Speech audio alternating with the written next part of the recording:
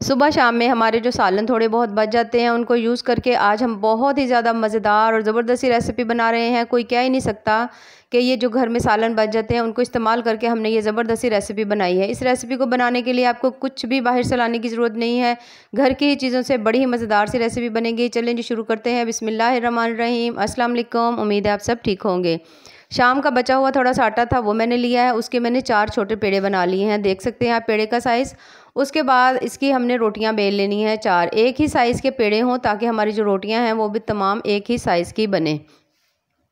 इस तरह से हमने करके तमाम जो अपनी रोटियां हैं वो अच्छी तरह से बेल लेनी हैं। आप इकट्ठी भी बेल सकते हैं, अलग अलग भी बेल के रख सकते हैं, यानी कि बारी बारी। आगे आप देखेंगे तो आपको अंदाज़ा हो जाएगा कि हम रेसिपी किस तरह से बना रहे हैं। ये देखिए, मैंने इस तरह से ये तमाम रोटियां जो हैं वो मैंने बेल ली हैं। उसके बाद हमने एक रोटी रखनी है। नीचे आपने अच्छी तरह से आटा ज़रूर डस्ट कर लेना है। कोशिश करें थोड़ा ज़्यादा ही कर लें ताकि हम जब इसको उठाएं तो हमारे लिए इजी हो। उसके बाद पिज़्ज़ा सॉस हो आपके पास, केचप हो, थोड़ा सा वो लगाएंगे।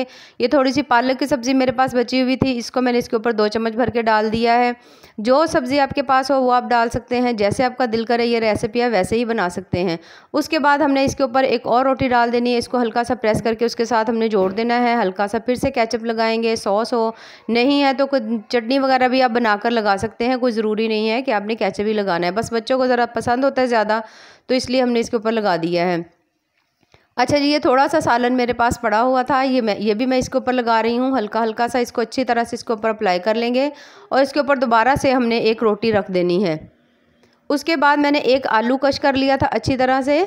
उसको, उसका जो पानी है वो हमने अच्छी तरह से निचोड़ देना है और उसको इसके ऊपर अच्छी तरह फैला देना है। ये देखिए, इस तरह से तमाम आलू जो है इसके ऊपर हमने अच्छी तरह फैलाकर, उसके बाद हमने इसके ऊपर थोड़े से डाल देने हैं टमाटर।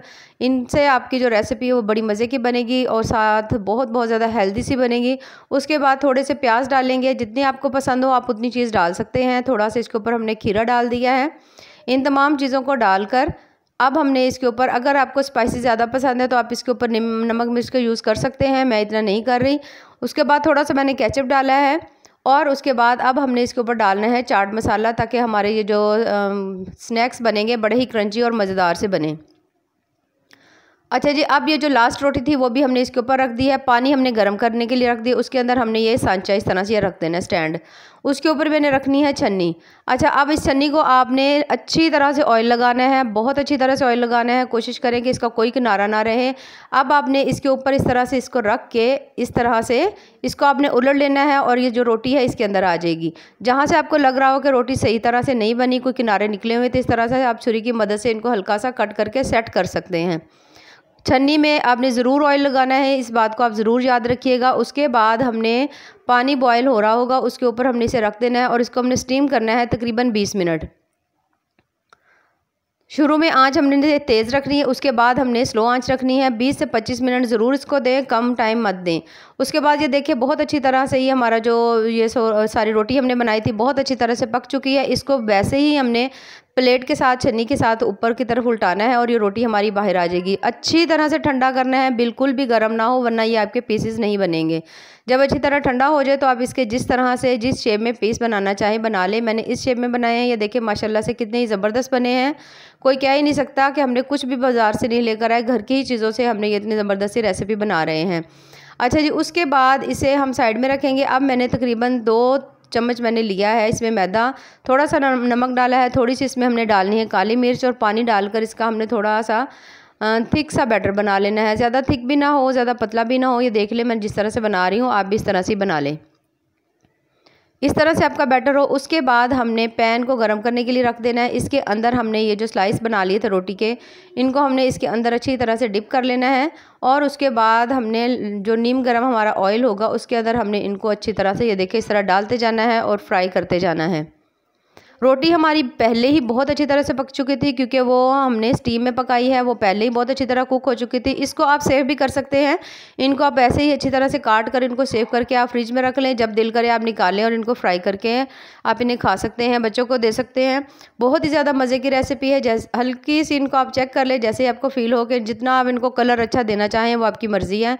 उसके बाद बहुत ज़्यादा ये वाले क्रंची बनते हैं, बड़े ही टेस्टी बनते हैं। कोई कह ही नहीं सकता कि ये जो हमने रोटी से और सिर्फ घर के बचे हुए सालन से इतनी मज़ेदार रेसिपी बनाई है। अगर गेस्ट आते हैं तो आप उनको भी बना कर दें, वो भी यकीन नहीं करेंगे कि ये किससे बनी है। इतनी ज़्यादा मज़े की और इतनी टेस्टफुल होती है। इस तरह से करके हमने तमाम जो है हमने इनकी साइड्स को चेंज कर लेना है। इस साइड को भी हम लोग अच्छी तरह से टाइम देंगे।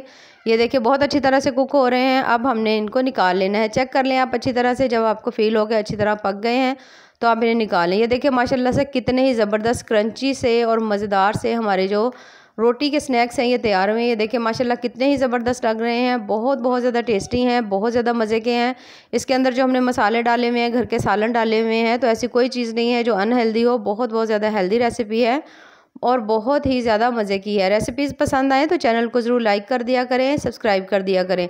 ये देखिए केचप के साथ, ये देखिए आप चेक करें इसको अंदर से अंदर तक ये रोटी जो है बहुत अच्छी तरह से पकी हुई है। बाकी दुआओं में याद रखिए। अल्लाह हाफिज़।